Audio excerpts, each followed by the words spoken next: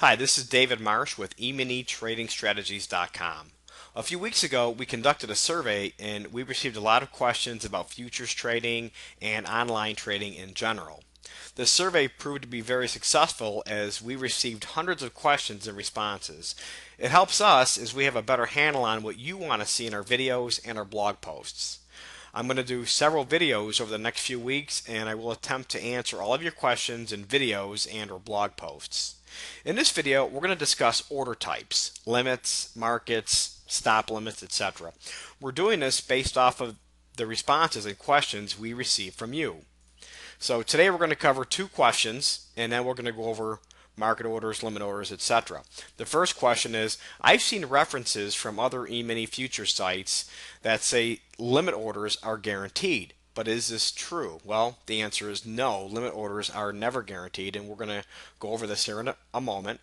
And then two, can you explain the difference between a stop market order and a stop limit?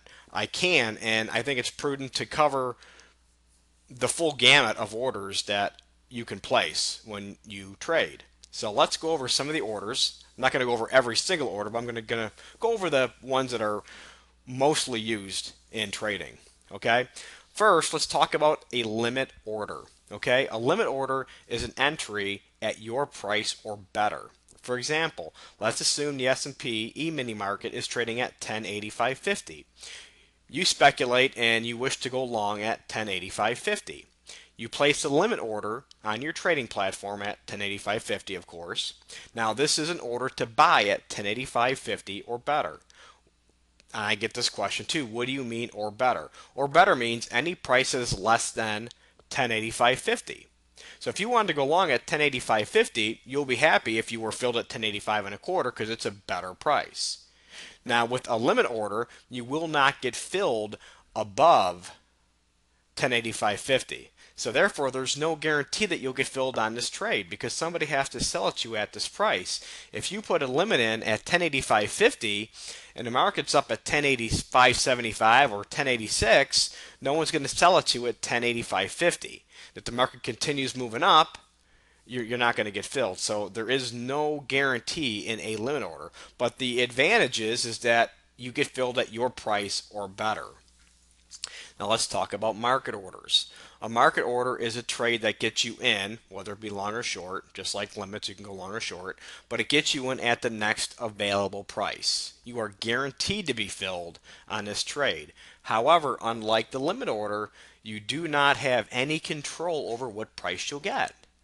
If the market's trading at 1085.50, I guess we'll use the 1085.50 level throughout this video, and you buy market, you may get filled at 1085.50 or higher or lower.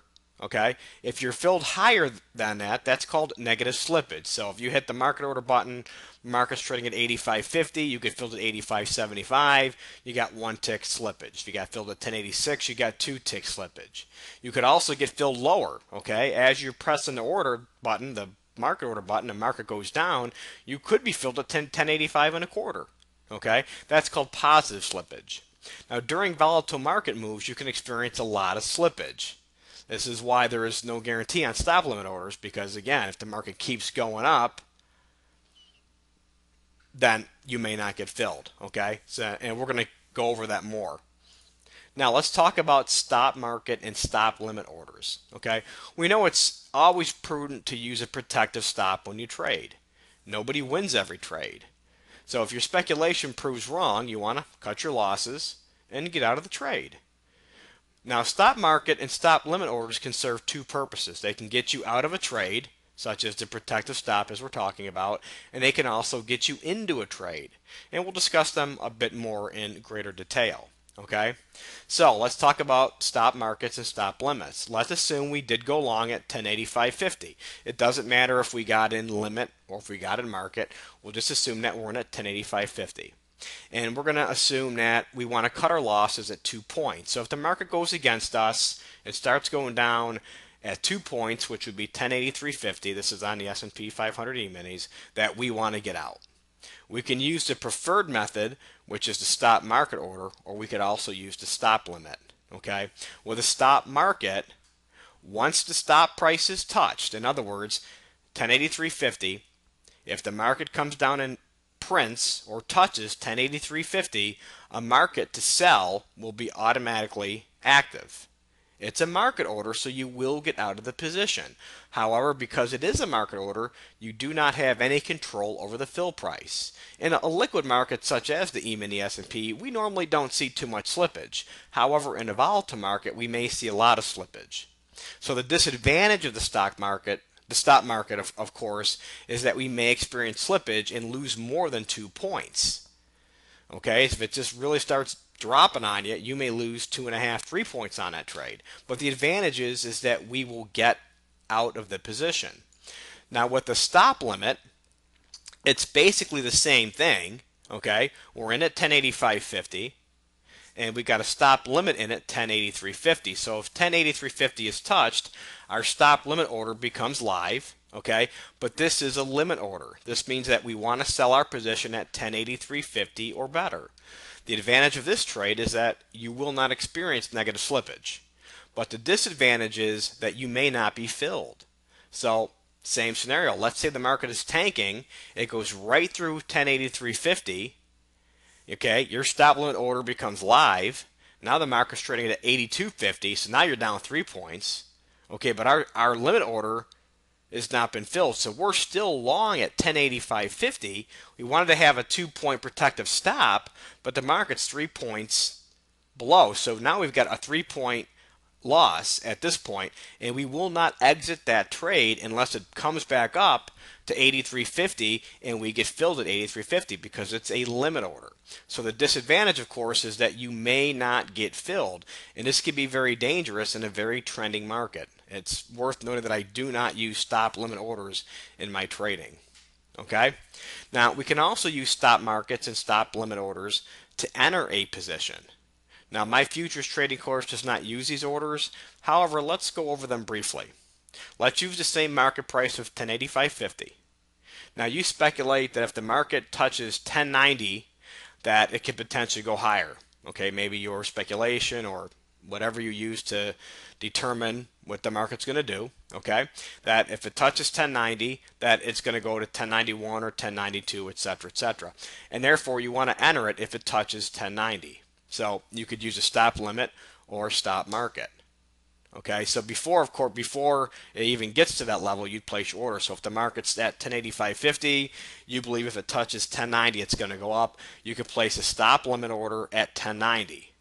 You can also place a stop market order at 1090. So if price then touches 1090, your order will become live. If it's a stop market, you'll automatically get filled and enter a long position at the next available price. So you may get some negative slippage there. The advantage is it did touch 1090. That's where you wanted to enter your trade because you believe it's going to go up. You entered at a market order, so you didn't miss the move if the move really does happen. You're into the trade. Where if you use a stop limit, okay, it's only going to fill you if somebody gives it to you at 1090. Okay, so again, those are the general basics of using orders. In my trading system, I basically use reversal orders, limit orders, market orders on occasion, but for the most part, I just use stop markets and I enter on limit. Now, really quick, what is a reversal? A reversal is really just a market order that takes you in the other direction. Okay, so it's really just going market. Let's say you're long 5 contracts and the system tells you to reverse. You basically sell 10 contracts. The first 5 contracts you sell closes out your long position, and the remaining 5 contracts opens up a new short position. But that's a market order, and again, subject to negative and positive slippage because it's a market order. So back to the initial questions that we had, a limit order is not guaranteed, because it has to be at that price. Somebody has to sell it to you or buy it from you at that price, and therefore it's not guaranteed. It's still advantageous to you to use limit orders. As I just mentioned, I enter on limits, but the disadvantages are you don't always get filled. But as far as stop markets, when I'm exiting a position, if a trade is going against me, I want to get out. So I always use a stop market order. I do not want it to go against me more and hope that it comes back up and I can get out. Okay? So I hope that covers those two questions, and we covered limits, markets, stop limits, and we discussed how to use stop markets and stop limits to enter trades as well as exiting trades. So I hope this clears up some questions, and in future videos we'll go over some more questions. But feel free to email me directly if you have any questions about this video or if you have any other questions at all relating to futures trading. Thank you.